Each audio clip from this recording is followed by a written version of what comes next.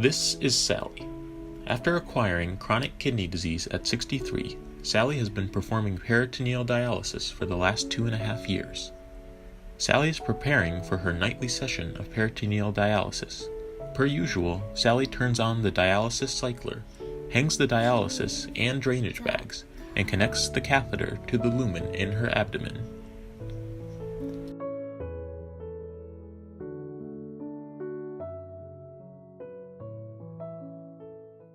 Dialysis is the removal of waste products that the kidney would usually filter from the blood using a dialyzer. Hemodialysis is a type of dialysis in which blood is drawn and cycled through a dialyzer. This is usually done through a fistula. Hemodialysis is done at a facility 3 times a week and usually takes multiple hours. This contrasts with peritoneal dialysis. Peritoneal dialysis, or PD, is an at-home method that uses the patient's own peritoneum. A dialysis solution drains into the patient's peritoneum, where it dwells for 20 to 30 minutes before draining into a drainage bag. While it dwells, the peritoneum works as a natural exchange barrier for ions and wastes. PD frees patients from multi-weekly dialysis center visits while also providing gentle, daily body filtration. Over 26,000 patients in the U.S. alone use PD. However, there's a high risk of infection at the opening of the PD catheter site.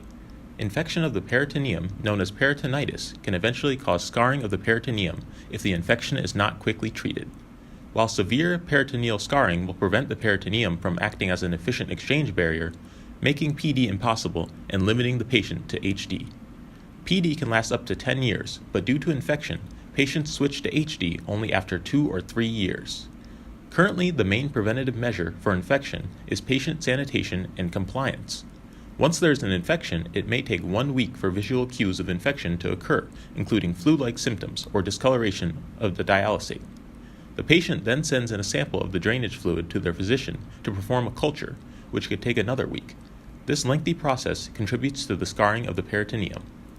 We are Team JAMM, and we want to design a way to detect preclinical peritonitis for patients who are using PD in order to treat the infection earlier and prevent scarring of the peritoneum so that PD can continue to be utilized.